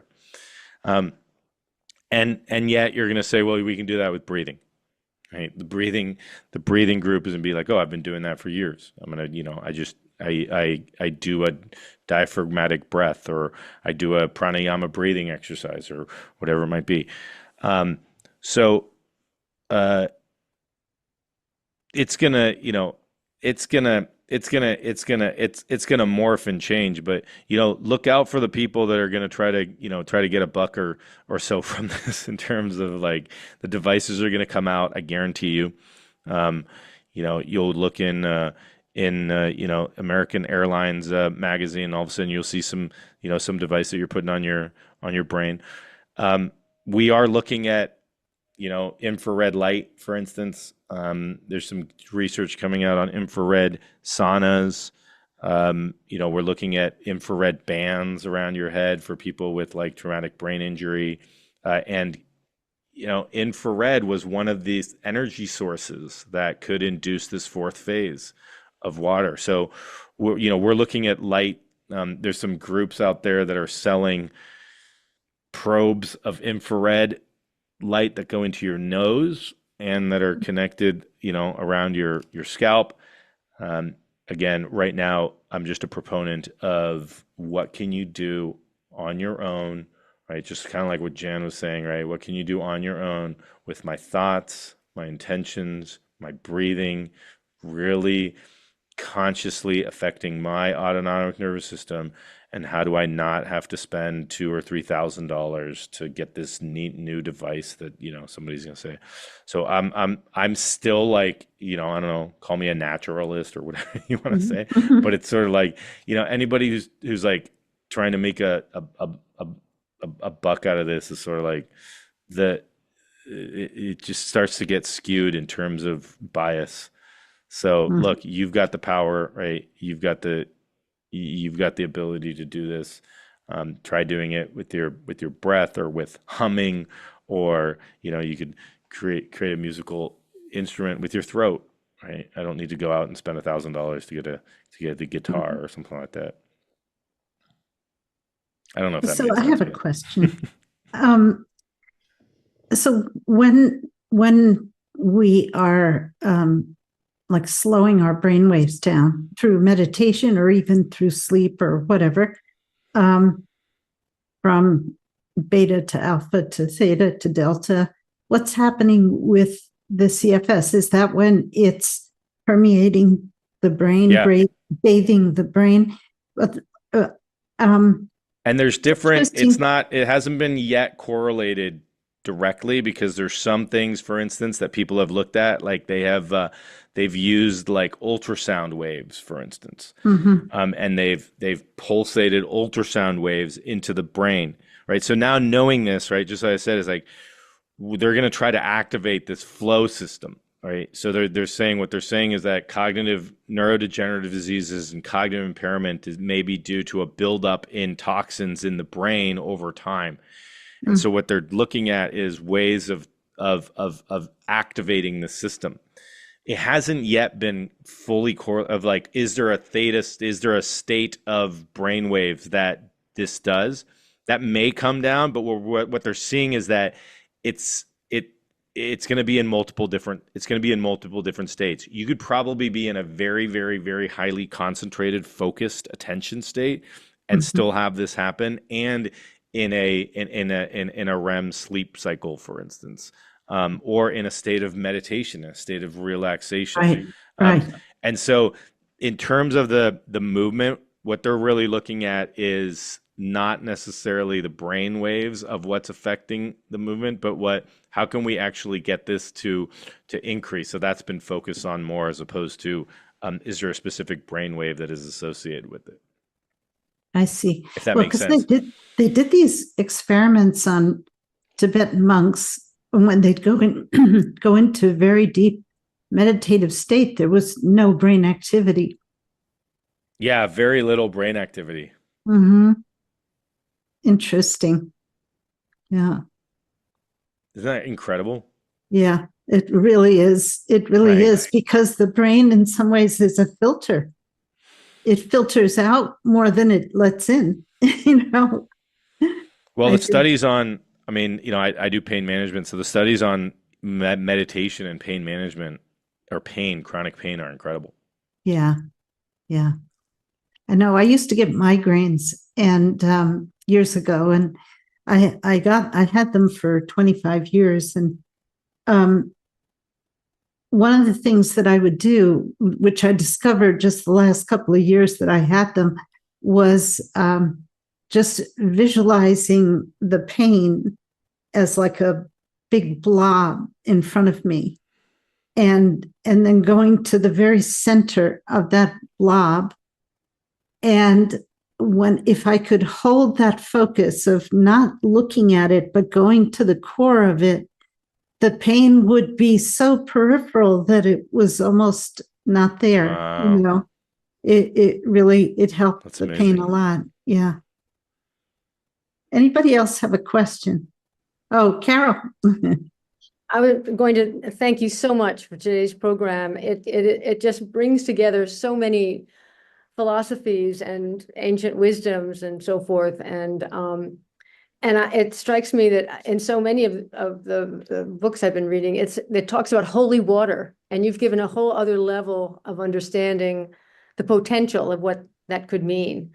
And just thank you so much, really. Yeah, yeah. I think Gloria at the beginning was mentioning holy water, or, blessing water.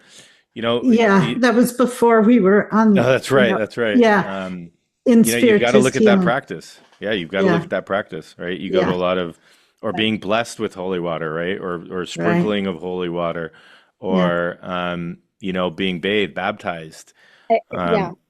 Um, yeah, a lot of different things. And then when you drink holy water, right? There's a lot of places now that have a little cup of water that's been bathed in the energy of the space or the place, or a blessing, Yes. right? And mhm, then that's passed on. yeah, And again, is there, and there are people, there are people in very, very high level research institutions that are looking at, um, can we find something? Because we always need to, so always need to be like, what is it doing? And so they're looking at cancer cells, they're looking at You know, things of, you know, does it change the growth of a cancer cell, or does it change even transcription of the RNA level, even if we don't see anything manifest, like, you know, how small, how closely can we look, how detailed can we look to see for changes? Because Mhm. that's essentially what people want to know. And Mhm. so people are starting to do those asking those questions. You know, does water hold memory? How can we actually investigate it on a hypothetical perspective? And If transmit information. and transmit information Yeah. exactly. So Mhm. I have two questions. And so one is, I've read about the brain having its own lymphatic system, and what they call it glymphatic something, and how much that is a part of the flushing you were speaking about. And then number two, is there a sleeping posture that assists the brain to keep doing its cleansing at night?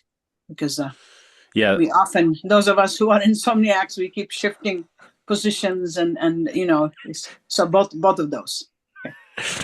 the glymphatic system is the cerebrospinal fluid system Okay. flowing through the brain. So you spot on.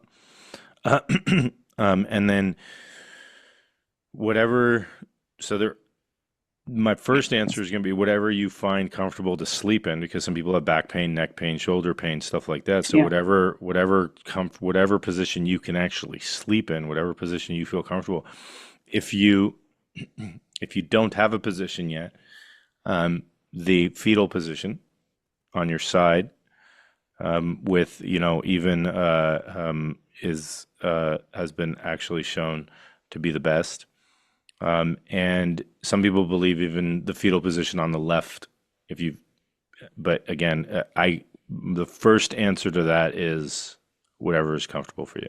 Mhm. Whatever, Mhm. whatever you can find some sleep in, do that, right? If it's on your Yeah. belly, if it's on a couch, you know, if it's on, I have people who can't sleep on a bed and they're on a, you know, anything that you can get sleep Sure. Sure. and then the fetal position, if you have, you know, finding a pillow where your neck Hmm. is supported in the neutral position as well is really good. So where it's not like this, it's not clinked and it's not jacked up. Hmm. Got it. Okay, so where Got it's it. neutral, where Yeah. you're not feeling any tension this way, or where you're like trying to find the pillow, and so you're Hmm. clinking your neck like Got it. that. Yeah. And then, In yoga, we teach that you know, the right side of our body is then what represents the sympathetic nervous system, and the left side is the parasympathetic and okay, so you're solar resting on your. lunar. Yeah. So you know, so part of that, when we give this from yogic mythology, you know, to our yoga teacher trainees, how much of that is really, you know, scientifically linked also, to be able to say, when we visualize the right side of the body, we're connecting to the sympathetic nervous system, and vice versa. To what You know, extent you think? I would say, um, there's not much, but there's a lot of experiential data out there that suggests it to be Mhm. so. And Mhm. so, even with alternate nostril breathing, for instance, Right. in terms of choosing, and you're noticing what, Mhm. do it on yourself. And that's what Mhm. that's what I recommend. It's sort of like, I might, you know, does it affect you? If I breathe in through my right and out through my left, what does that do energetically to my body? And so the first thing though that I do before even going there is like, well, we need to be able to monitor what's happening in our body in the first place, Yeah. right? So I'm not going to get to that practice. It's sort of pointless because I want you to monitor, you know, how you're going. So even teaching interoceptive perception or Mhm. awareness Sure. is step number one. But yeah, absolutely. You know, you want to cool yourself down. Um, Even the types of sounds or the types of, you know, breathing that you do, whatever it might be. Absolutely, I would look at that. But again, bringing balance, right? And I kind of want to Right. stress that in terms of the Sure. sympathetic system is not bad, the parasympathetic system is not good, or vice Right. versa. Right. We Right. want to bring balance, but what's happening in the world today is we're all stressed and we're all exercising Mm. our sympathetic system, And so if we exercise our sympathetic system too much, we're going to get really good at being stressed. So congratulations, right? If you don't have a practice that activates the parasympathetic nervous system, you're going to forget how to use it, which Mhm. is why we might need medications and drugs and stuff like that to help us fall Sure. asleep or to help us Sure. calm down. And so it's really about bringing that balance, because I still want that sympathetic system to be active, right? I don't want to kill my parasympathetic or either one of them. I want them to be dynamic. I want them to be balanced. I want them to be in relationship. I want them to have a perfect yin yang relationship, Yes. right? That can be activated. So, absolutely, right? And so, I would recommend it. I would continue with, left is parasympathetic, right is sympathetic, and continue with that. If you've noticed it in yourself, No. suggest it. Yeah. Maybe somebody else notices something, or they don't notice it, right? No. And so it's like, No. Yeah. Nothing is noticeable. And this is, I'm talking about, for decades, both in India and in the West, since I train yoga teachers, and this is what our, the yogic texts imply. But, of course, that is the mythology but then we're linking it to the nervous systems in our current teaching. And so we're training yoga teachers to consider the visualization, of the right side being the solar, the heating, the what we might also call divine masculine, and then the opposite for the left side, and the same thing with the alternate nostrils. So it's more the mythology framework that is guiding the practices, but what's fascinating is how then that would be reflected in the science. yes, Neuroscience. yes. Okay. Kathy, you have a question. You need to unmute or comment. Well, I had a comment. I went through cancer a couple years ago, and I did choose the traditional kind of treatment because it had spread to the lymph system and things. But I also did visualizations every day and affirmations along with my treatment. And when I started chemo, I did not look at it as a poison. I looked at it going in, go do your job. And I had an excellent response. And so I'm not saying everybody go do chemo. I chose personally what I needed to do, but I think both helped me tremendously. For me, that's all I have to say. And I think that the attitude was very important. And even my oncologist was like, I'd like to spray you on everybody here. And I was like, oh God, my children would not want that. But that's just a comment. And I love her journey. Some people that works, and I've had friends where it hasn't. So whatever works, that's great. That's all I have to say. Yeah. Yeah, and there's obviously a calling, right? There's what makes sense for you. And that's that it's not just because it worked for somebody doesn't mean it's going to work for you. And so that's where that real inward inquiry and that interoceptive awareness and perception, sort of like when you're tapping in, you're saying yes. Right. And that is authentic then to you. And that's sort of the perfect resonance that happens with that. And so it's usually not just one thing, Exactly. Usually there's the more angles we can approach something on, the better. I think, nutrition and visualization and, all different levels of approaches to the problem. Yeah. And just to add, I was following the traditional Western medicine route. I had seen oncologists, surgeons, was scheduled for surgery, and then noticed and thought, this is an opportunity for me to see what influence I can have on my body.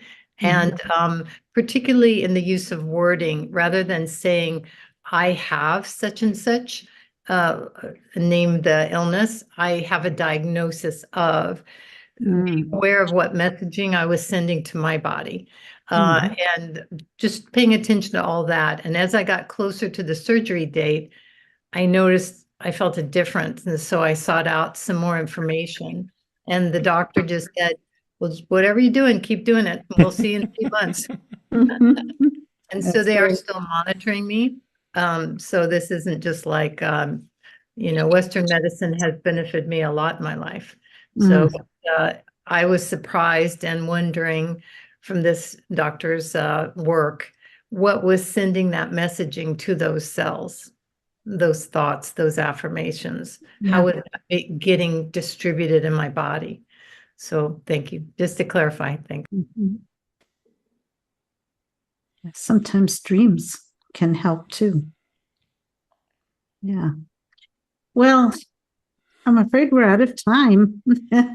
I hate to end this, but I do want to ask one last question. What is it that is there a particular, are there particular questions that you're currently asking in your research with the cerebrospinal fluid, Mauro? Yeah, so there's a few, we're trying to collaborate with neurosurgeons that have, some neurosurgeons unfortunately have access to people who have traumas and actually have access to people who are alive but who have a ventricular shunt placed with the cables that are going into the ventricle system. And we're seeing if we can get some research money to do studies where we are doing things like sound baths and using vibrations and seeing, can we see a change in the flow or in the resonance frequency of the cerebrospinal fluid inside the ventricle of the brain when we're exposing people to things like, a crystal bowl or Tibetan singing bowl, or even, different frequencies through headphones, even if they're in an unconscious state, for instance, to see, can we transmit that information from the external world internally and see a change in the cerebrospinal fluid? And then what change does that provide to the brain? So, because you might see a change, but then there's nothing that's happening in the brain. And so then can you actually see a change at the fluid level? And then from the fluid, does that change in frequency or does that then cause something to shift in the brain itself? Very, very, very technically challenging. And so you can imagine, because the fluid is where it is, that it's very difficult to do these studies. And so to get, not only the funding, but consent, and, you might even have just an N of 1 or an N of 2, unfortunately. And then still trying, but, I think it's going to be a while as the MRIs, as the new imaging techniques come out. We want to see sort of a lot of the questions that people have had, is, okay, I do this breathing practice, or I do this chanting practice, or I do this humming practice. What is that doing to the movement of the cerebrospinal fluid?